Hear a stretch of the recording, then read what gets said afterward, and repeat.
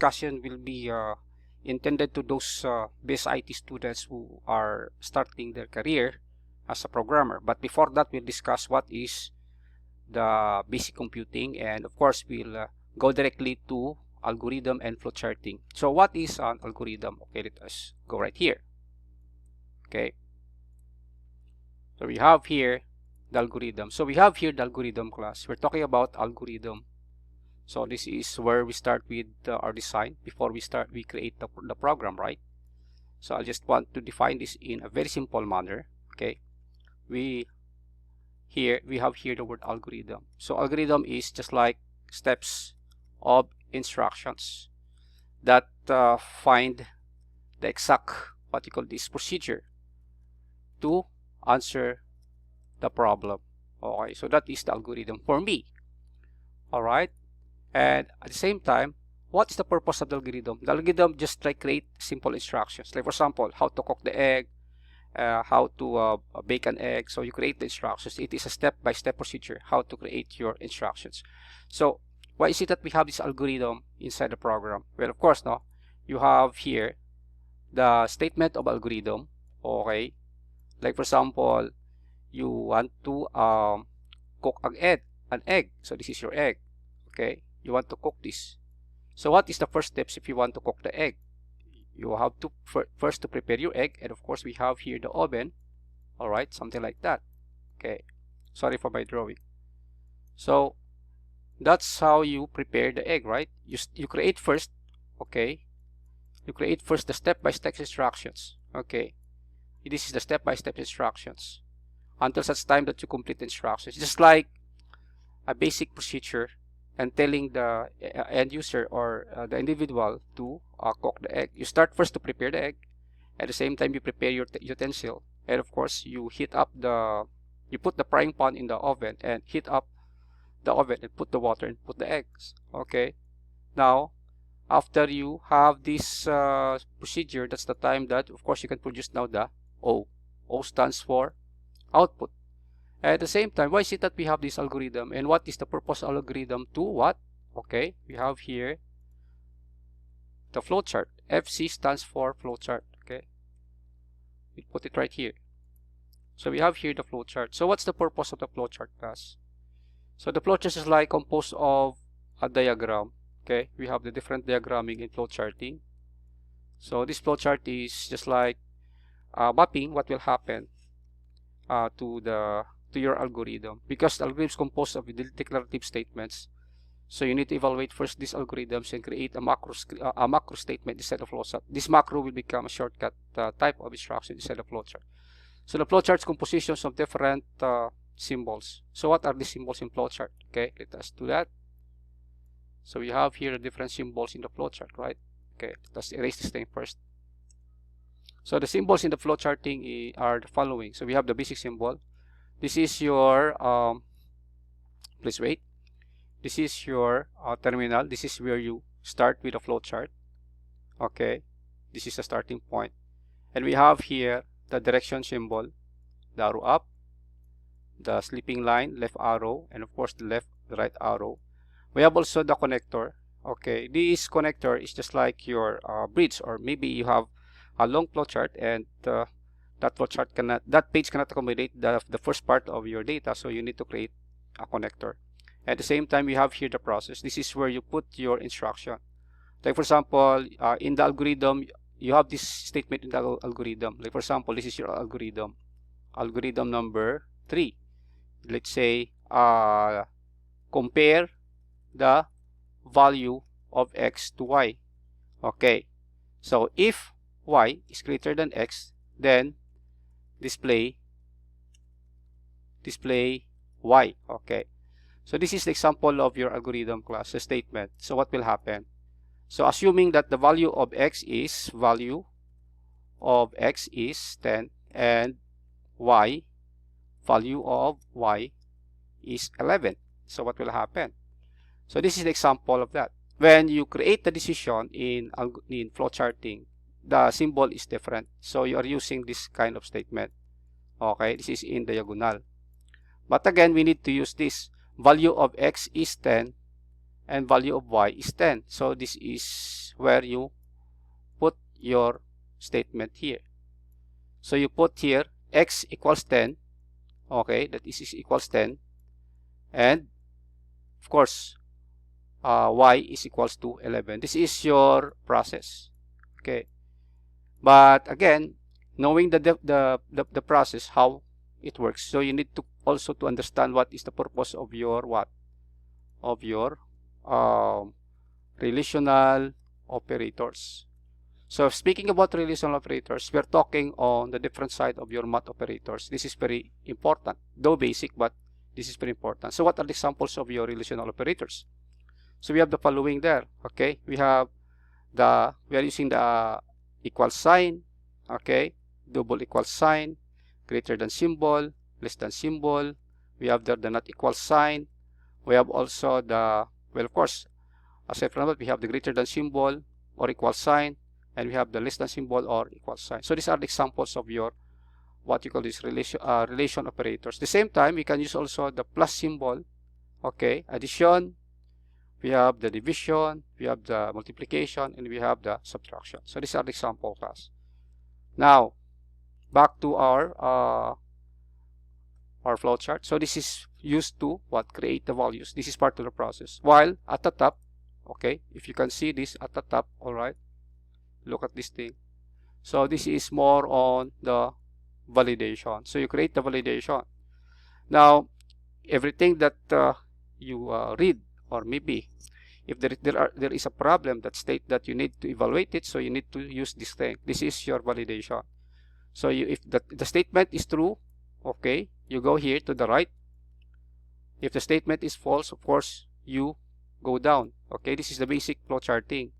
But again, well, of course, you can create another style of this flowchart by validation. You can create a hybrid evaluation. You can use the left and the right for the true and false statement. So why is it that we're using the true statement? True statement means, well, of course, if the statement is correct and valid. False means if statement is, well, of course, incorrect or correct or valid. Depends also to the situation. Because depends also to the statement. So there you have it. There you have it. So we have the following: the terminal, the connector, the process, and we have here the validation. What if we want to display the data? What if you say, I would like to input the data? So IO stands for input. Okay, so we have here the IO. I stands for input, O stands for output. This is where we gather the data, and O where this is where we produce the data. So what is the symbols for the IO? It's very simple. You will be using what you call this, the parallelogram. So this is the input and this is the output. Alright, that's it. So we have to review it, and then, okay, let us check it again. So this is how you do it, class. You start first with algorithms. Algorithms are sets of instructions. Okay, you have the following algorithms. Alright, so alright, you have the freedom to write your procedure. Okay, this is your algorithm, steps by steps procedure. This procedure right here will be infused to your flowchart. So if you start the statement, like for example, if this is the problem, okay, if this is the algorithm, let x equals to 10, okay, display, okay, add x, increment the value of x, increment the value of x. Increment means, okay, the value of x to 1, and at the same time display the value of x. So what will happen right there? So this is now part of your algorithm statement. So this statement number 1, statement number 2, statement number 3. Let us put the statement right here. 1, you have here 2, and you have here 3. So what will happen? Now this algorithm will be infused now to your flowchart. So as you can see, we have the different flowchart symbols. I start first with, okay, I'm sorry class, this is your starting point. Okay, this is your process box, this is your validation, and you use the redirection symbol, and then you have the the bridge or the connector, and you have also the input and output.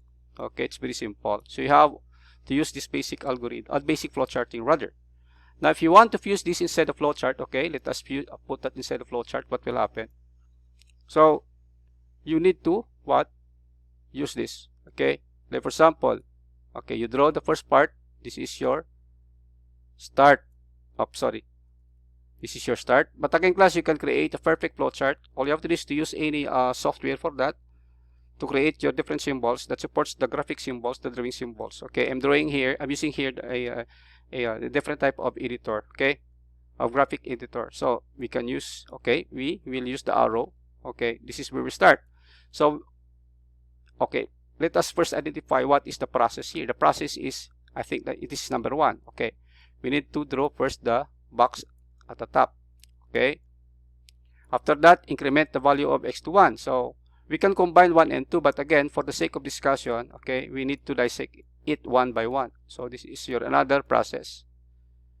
Okay, like for example, we need to fuse now the connector. The connector is where we can create a hybrid types of flowchart, because we are assuming that, of course, well, it is out of page. So display the value of x. We need also to put the connector right here as continuation, and we display the value of x. So therefore, we will be using the parallelogram as what I have said a while ago. This is used for input and output, and we need to terminate the statement right here. Now let us fill in this symbol. So this is your flowchart. Okay, I will use the flowchart here. So this is start. Okay, so this is where you put it right here. Okay, and then put it here. Next is, well, this is now the algorithm. Let us dissect this. Okay, so let x equals to 1. So x equals to 1. You can do it like that. Okay, shortcut.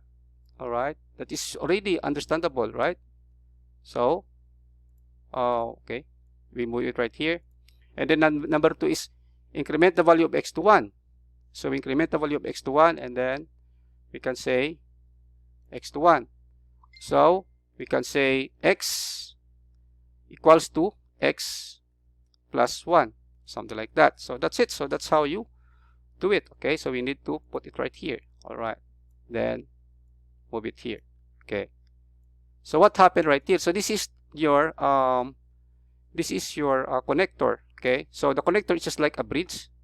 So we put any variable or letter right here. So let us letter B. Okay, let us make this as letter B, and then okay, and move it right here. Same things here. Okay, we put letter B at the top, B, and then let us move it right here. Okay, so what happened here? Because we need to display the value of x. So this is not a continuation of this process going right here. That's the continuation. That's the purpose of that. So what will happen if we, let's say, if we display the value of x? So therefore, if you want to display the value of x, you just say display, or you put there x, because x has the value of 1 already. All right, so we have to put it right here. So it's very simple, right? So we go right here and copy this. Okay, having a hard time to copy the value of x. Let us put it again. X, then x, then you put it x. All right, that's it. So there you have the result. So here we need to put the end. Okay, right here. So we need to say the flowchart is already what? Terminated at this point. So that's it. So we started to how to create the algorithm, and we define what is algorithm, a simple type of explanation, and of course from algorithm we transfer to flowcharting. Okay, enough for this algorithm. It's about time that we need to take action. So we will balance this discussion. So we have the algorithm in the flowchart, and at the same time we need to check this algorithm and this flowchart as a product. So we'll create a program out from this flowchart.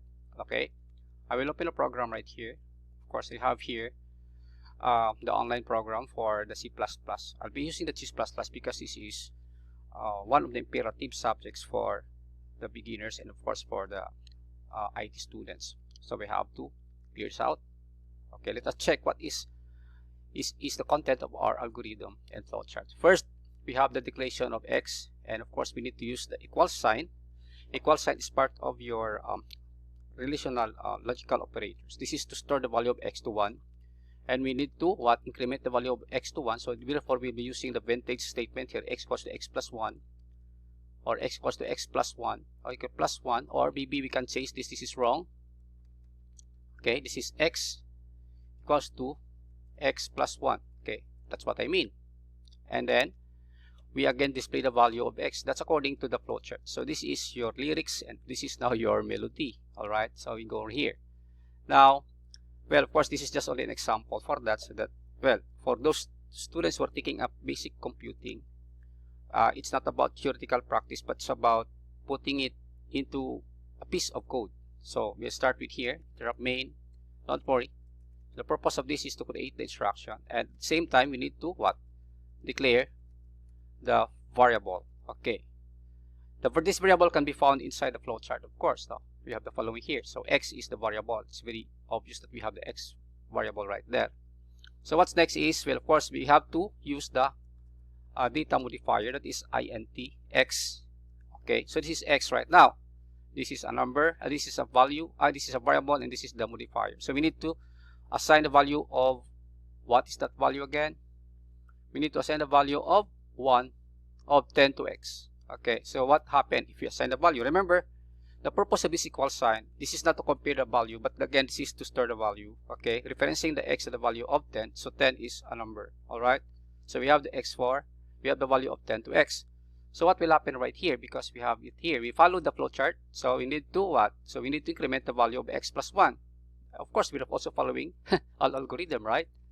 So how do you increment the value of that? Okay, so let us go right here, and then we can say x equals to x plus 1.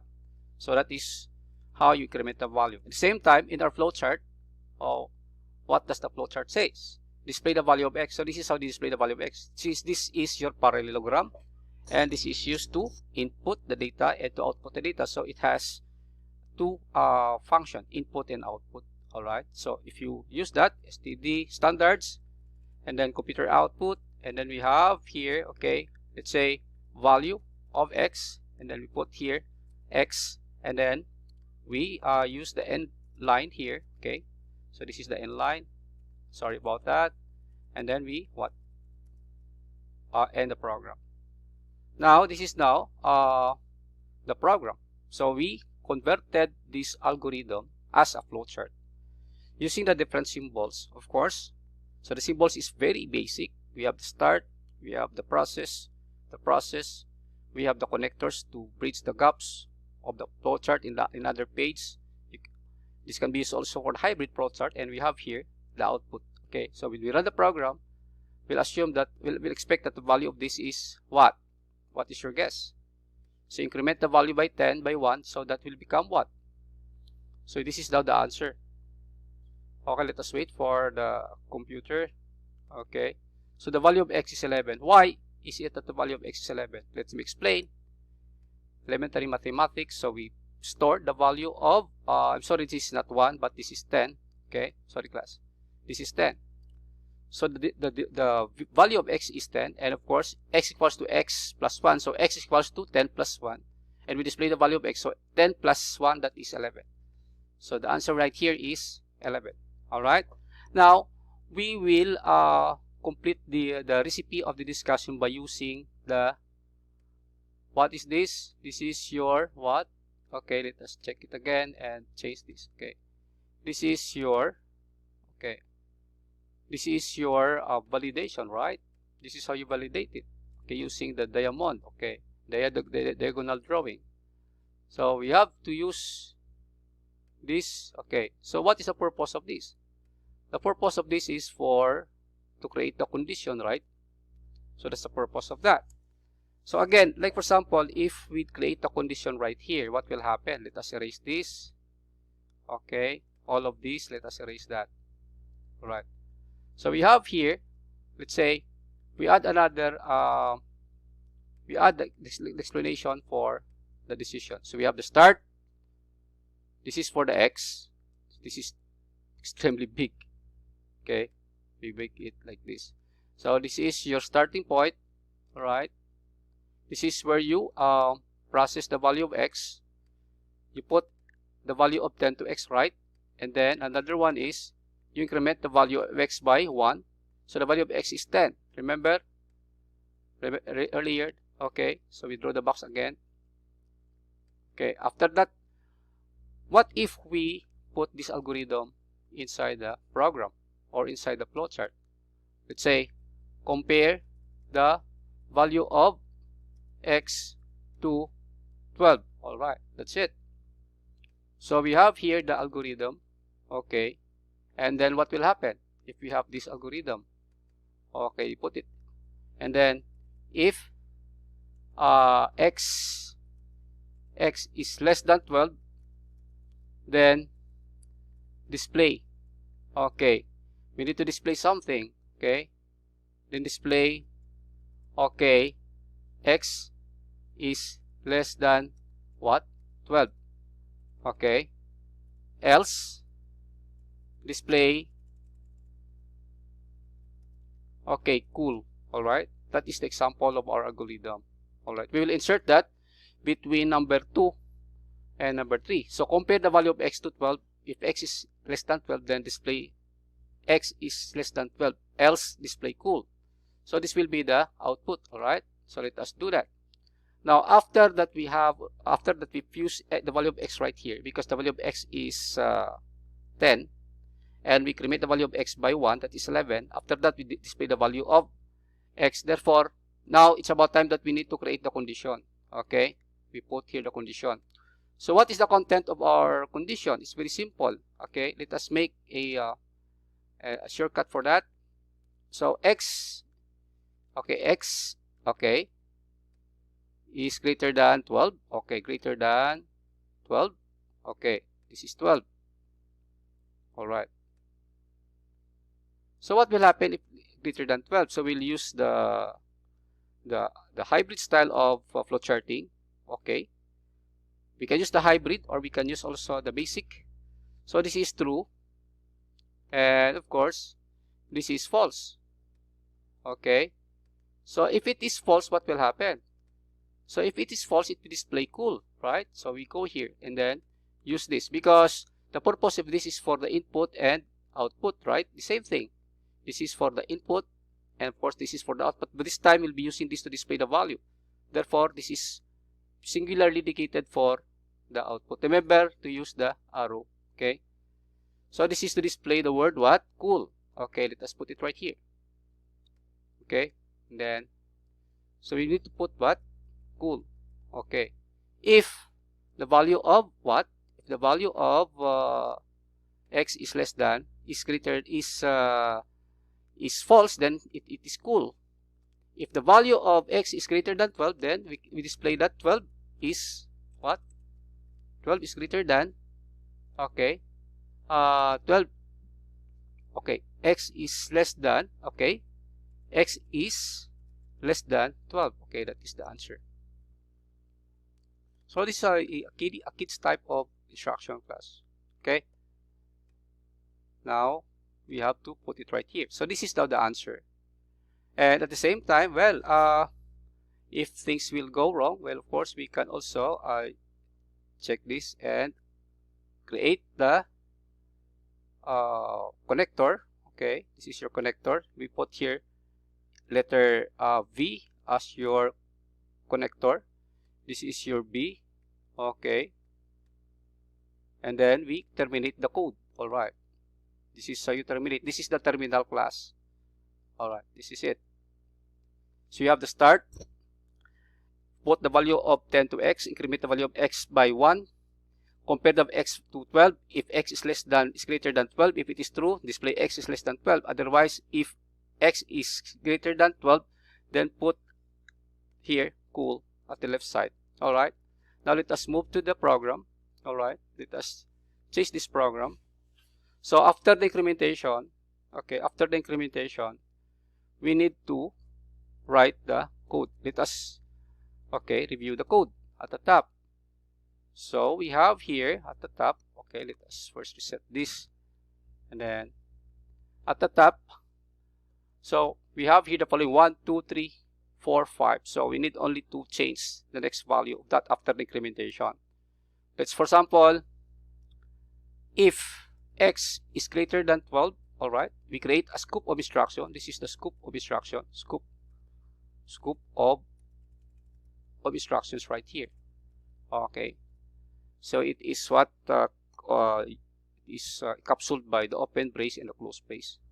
So if 12 is greater than 12, what will happen? If it is true, then std, this is standards, and then cook out. Okay, we say x is less than 12. All right, that's it. And then we put right here, and then end line. Okay, otherwise, what will happen? Else, if it is not true, then we go to the false statement. So else, okay, you put here another statement for that. Okay, this is another block, and then this is for the first block of the statement, and of course this is another block for the statement. It is pair of instruction. So we can say std count, and then we put here the word what? What's the word? Cool. All right, so you put here, and then we have here end line. So this is that, this ends our instruction, and I hope that you understand it. From algorithm to flowcharting. Flowcharting using the different math relational operators, using the math operators, so that you can understand how it works inside the flowchart and inside the code. And we need to end it right here. Return 0. Now, do not be confused, because this open statement is the pair of this close statement. This open statement is the pair of this close statement. So this, what is the purpose of this? Okay. So the purpose of this statement is to terminate the main statement from the top. So 1, 2, okay, 3, and 1, 2, 3. That is pairing. Alright. Now, when we run the program, alright, when we run the program, what will happen? So we have already completed the algorithm right there. When we run the program, what will happen? So let us execute that. So we need to execute the program. So the answer is cool. Why? Because the value of x is less than 12. If x is greater than 12, you say x is less than 12. But because the statement says that if x is less than 12, then you say cool. So the answer is cool. Okay, thank you so much, and please don't forget to share and subscribe in this channel. Have a nice day. Okay, we are not yet finished. So again, we have the algorithm and we have the flowchart, and of course we transcribe that flowchart as a code. So what if we complete it, and of course your professor asked you to save it? So like for example, you need to write it in your you need to save it in your laptop or in your tablet or in your PC or in your cell phone. So what are you going to do? If you have your cell phone right now, it's very simple. All you have to do is to go to docs.google.com. Same time, you click the blank, or maybe you can download your any word processor app. So let us use the docs.google.com. If you want to save that, it's very simple. Okay, all you have to do is to write your name at the top, and then same time write the questions and the answers. And at the same time, if you have already your data right here, like for example data for submission, okay, because there are some students who are asking how to submit their module. We are now in the pandemic because of this COVID-19, but again, it is not a detriment. It is not a detrimental factor that really can avert us to study, right? So for example, you have already this data right here, and you have already created this data, okay? So what will happen right here if you have that? If you want to submit that, we will assume that you have already created your data here. Let's say to create your algorithm or to create your flowchart, you can use here, you use insert and use drawing command, and from here, okay, you can use the symbol. All right, these are the symbols, right? It's very easy. So this is what I'm talking about. You start with the box, and then you have here the arrow. It's very easy, right? So, and then you start with again with another box, and then you put here the incrementations of that x equals 10, and then another box. Okay, so another box right here. Okay, for example, this is now your data. So if you want to save this, again, it will be embedded right there in your docs.google.com. If you want to save this, it's very simple. All you have to do is to go right here, and then you can use this to download as a file. Of course, for example, we will download this as a file, no? And then same time we will upload it in our G drive. What to do? So I will download this, all right, automatically, because my default folder is in the download document. All right, okay, let us wait a bit. This is only an example class, and of course telling you how to save your data in your G drive. And of course we go to the Google Classroom, and after that we will check where is this data. All right, so this is data right now is right there in my I will rename this as, you know, I will rename this as test data only. Okay, so that is the test data. So you have there the test data right now, and you need to follow the instructions coming from your professor if you are in a remote and distance education. So we have already saved this data right now. At the same time, if the link of your D drive is this, okay, if this is the link, all right, so we need to check the link. All right, for example, if this is the link, no, and let us check the link for that. So we have the link for your drive. If this is the link of your drive, all right, so you have to do is to open your classroom, or for example, this is the folder. Okay, you click that. Okay, now if you are using the cell phone, it's very simple. All you have to do is to put your is to press the finger in this area, and then create a long press, and then you can now create your folder. So for example, if the folder is Arnold, okay, cool, this is my code. Okay, I can now create my folder right there. So if I have the folder, and of course the instruction was to create your folder and to submit your data in the folder, what will you do? So you go in the folder, all right, and after that, what will happen? So you need now to what? Long press it here using your cell phone. Okay, long press it, and at the same time you can use the upload files. So from there, the computer will ask you, or your cell phone will ask you where to get your file. So mine is to get it from download. So you look for your file there, and then you can now upload it. It's very simple. You wait this instruction to finish. Now you have the uploaded file in your G drive.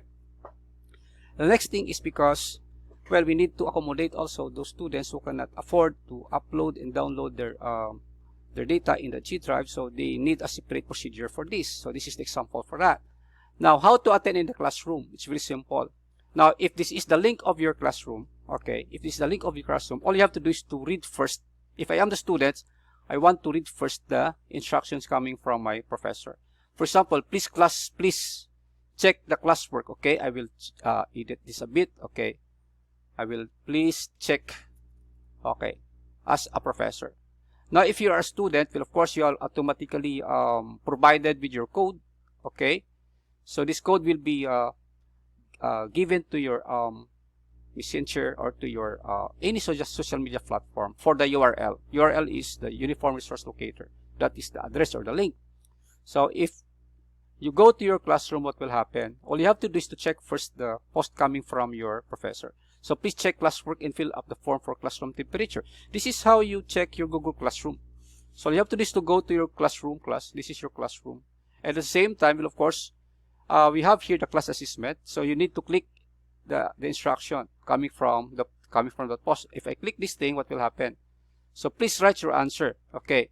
So here, because I'm not a student. If you are a student, well, of course, the question will come out right here. All right. So the question will come out right here. For example, if this is the question, okay, so we have here the question. If the question is, please write your answer. Okay, what is an algorithm? All you have to do is to write your answer here. Okay, this is 10 points. So once you click this and submit this, automatically, if I am your professor, well, automatically I can see the answers right here. So what is the purpose of this turn in and assigned? Okay, so this is where the professor can check the analytics of those students who are engaging in the classroom, and at the same time who submitted their work. And of course, the assigned is still what? In the process of finishing their project. Okay, that's the purpose of that. So that's all for now, class. And of course, I hope you like this tutorial. And please don't forget, this is it. I'm doing now the outro. So please don't forget to share and subscribe this channel. Thank you so much, and more power to all of us.